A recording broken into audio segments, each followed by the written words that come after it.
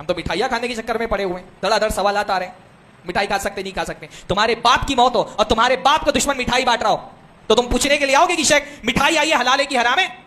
ہاں, تمہارے باپ کی موت پر تمہارے باپ کا دشمن مٹھائی بانٹ رہا ہے, پوچھنے کے لیے آؤ گے حلال ہے کہ حرام ہے؟ اللہ کے ساتھ شرک ہو رہا ہے. اگر وہ شرک صحیح ہے تو شرک کی مبارکباد دینا بھی صحیح ہے, اس کی مٹھائی کھانا بھی صحیح ہے. پھر کیا خیال ہے؟ اگر شرک صحیح ہے تب تو اس پر مٹھائی کھانا بھی صحیح ہے, اس کی مبارکباد دینا بھی صحیح ہے. لیکن اگر اللہ کے ساتھ ہونے والا شرک غلط ہے تو اس پر مبارکباد دینا صحیح کیسے ہو گیا؟ اس کی خوشی میں مٹھائی کھانا کیسے صحیح ہو گیا؟ کامن سینس ہے کسی کے پاس؟ اللہ کے رسول صلی اللہ علیہ وسلم کے زمانے میں یہود عاشورہ کا روزہ رکھتے تھے کہ نہیں رکھتے تھے؟ کیوں رکھتے تھے عاشورہ کا روزہ؟ کیونکہ حضرت موسیٰ کو 10ویں محرم کو فرعون سے فتح ملی تھی. فرعون غرقاب ہوا تھا, حضرت موسیٰ فتح یاب ہوئے تھے, اور اس خوشی میں کیا کرتے تھے؟ یہود عاشورہ کا روزہ رکھتے تھے. اللہ کے نبی نے کہا حضرت موسیٰ علیہ السلام ہمارے بھائی ہیں اور ان کی خوشی پر خوش ہونے کا حق ہمارا زیادہ ہے, تو روزہ رکھنا شروع کیا. مسلمان روزہ رکھنے لگے, لیکن یہ محسوس ہوا کہ مسلمان بھی روزہ رکھ رہے ہیں, یہودی بھی روزہ رکھ رہے ہیں, ایک ویلڈ سبب سے دونوں روزہ رکھ رہے ہیں, لیکن اس کے باوجود ظاہر میں مشابہت ہو رہی تھی. اللہ کے رسول نے کہا اگلے سال میں زندہ رہا تو میں 2 روزے رکھوں گا تاکہ یہودیوں سے مشابہت نہ ہو.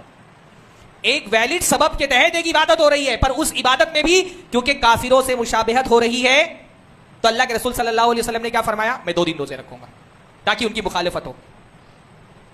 یہاں ہم شرکیہ تہواروں میں کافروں کی مشابہت اختیار کرنے کے لیے پہنچ گئے. اور مسئلہ صرف مٹھائی کا نہیں ہے, مبارکبادیاں دی جا رہی ہیں, بلکہ ایک طبقہ تو آگے بڑھ کر کے جشنی منا رہے ہیں, پٹاخے پھوڑ رہے ہیں, پھلجھڑیاں جلا رہے ہیں, پورے طور پہ ہر تہوار میں شریک ہو رہے ہیں.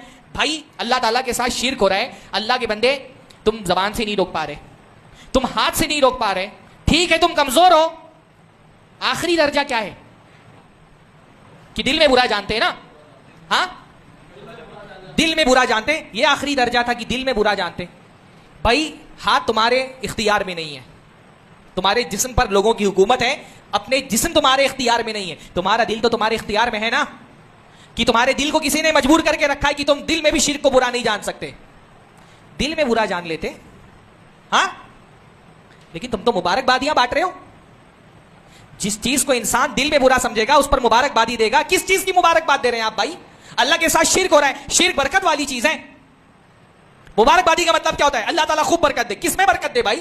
اس کے شرک میں برکت دے. اللہ فلاں تہوار مبارک, فلاں تہوار مبارک, ہیپی فلاں ڈے, ہیپی فلاں ڈے, یہ ہیپی ہونے والی چیز ہے.